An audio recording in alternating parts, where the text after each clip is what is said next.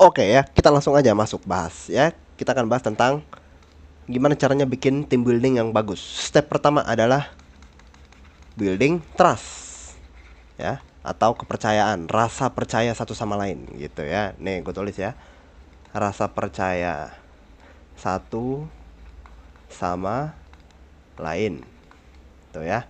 Jadi misal gue gambar nih ya, gue gambar nih lu ya leader ya, ini anggota lu si A ya, si A harus percaya sama si B ya, si B harus percaya sama si C gitu ya, si C harus percaya sama lu gitu ya. Kita semua harus saling percaya ya. Nih tim lu harus percaya sama lu gitu. Begitupun si A harus percaya sama si B harus percaya sama si C harus percaya sama si A gitu ya. Dan sebalik-sebaliknya gitu ya.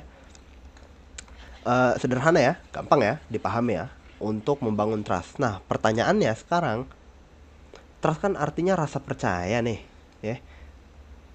Tapi rasa percayanya ini bentuknya kayak apa bang, gitu ya. Nah, disinilah gue bakal ngenalin lo konsep yang bakal bikin lo mind blowing ya.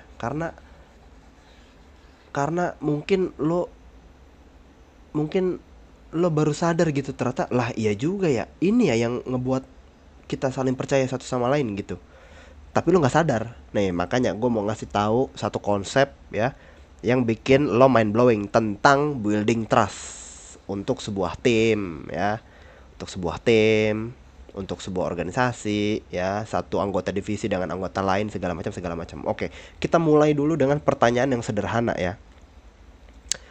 Lu sebagai leader ya, lu sebagai leader nih, lu sebagai leader adalah seorang manusia yang bisa berbohong, bisa berbohong ya.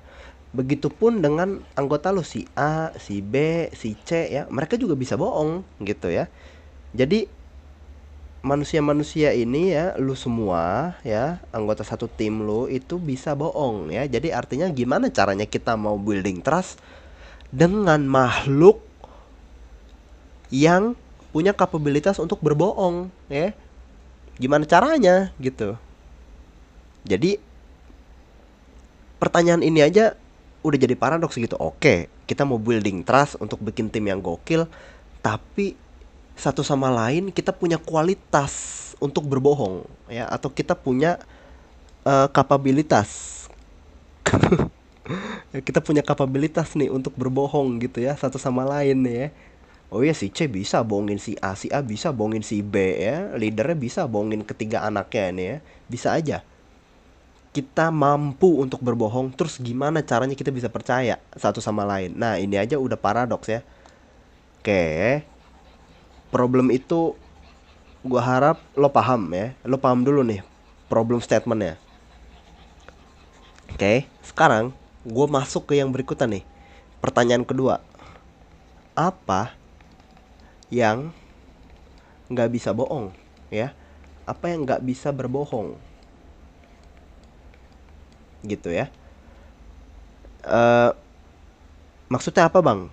Kita disuruh jawab pertanyaan ini ya? Iya, gue mau lo mikir ya. Apa hal yang nggak akan pernah mungkin dia bisa berubah statementnya? Kemarin dia ngomong A, besok hal ini ngomong B gitu. Apa nih ya? Hal apa ini? Nah, gitu ya. Jadi untuk lu bisa building trust ya, bangun rasa kepercayaan satu tim, lu harus nemuin dulu hal tersebut. Hal ini, guys. Ya. Lu temuin dulu, boy. Apa hal yang nggak bisa bohong? Kemarin kalau dia ngomongnya A, sampai kapanpun hal ini akan berisi A. Nggak tiba-tiba sujuk-ujuk. Kemarin hal ini ngomong A, sekarang dia ngomong B gitu. Nah, nggak mungkin ya. Nah, apakah hal tersebut? Hal tersebut dinamakan jeng jeng jeng jeng mitos. Yes.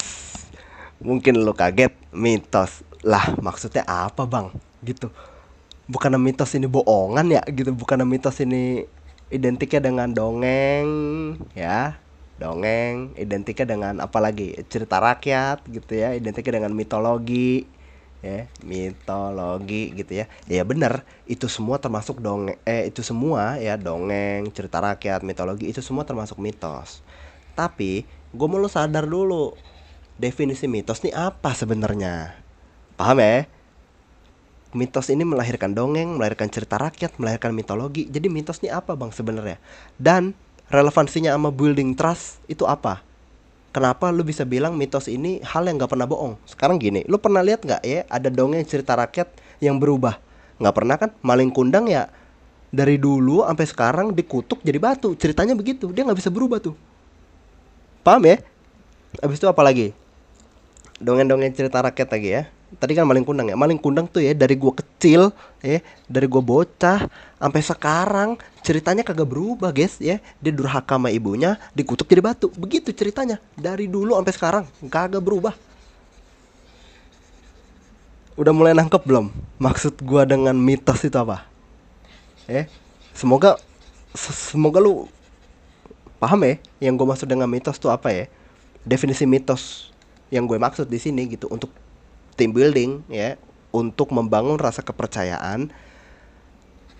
Lu semua harus punya mitos yang lu yakini bersama ya. Lu harus saling yakin sama satu mitos ini. Nah, tadi gue udah kasih contoh pakai cerita maling kundang ya. Jadi cerita maling kundang dari dulu gue kecil sampai sekarang kagak berubah. Artinya satu-satunya yang gak bisa bohong, kemarin dia ngomong A, sekarang dia ngomong B, adalah mitos. Bener nggak? Bener kan? Ya kan? Nah, terus bentuk dari mitos di divisi atau di organisasi atau di mana segala macam itu bentuknya apa bang gitu? Mitos modern tuh apa bang bentuknya? Nih gue kasih tahu ya. Mitos modern tuh sekarang bentuknya visi misi ya, visi misi. Bentuknya apa? Bentuknya SOP, bentuknya AD, ART ya, bentuknya hukum ya. Mereka ini semua fiksi ya, mereka ini semua bohong ya.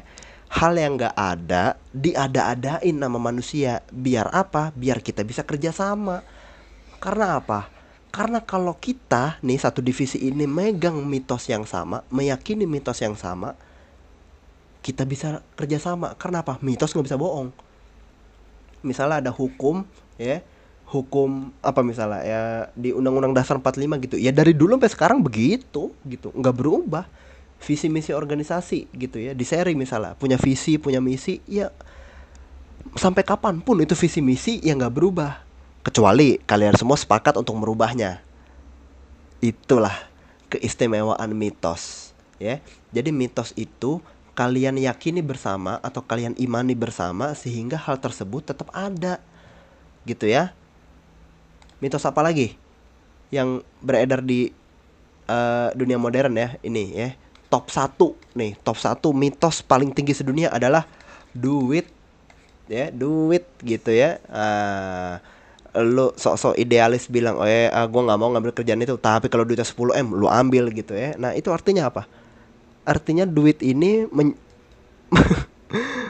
apa namanya, berada di top satu mitos umat manusia nih ya. Dia diyakini bersama gitu ya. Padahal apa? Duit kan kertas doang gitu. Ya itu kertas doang kan.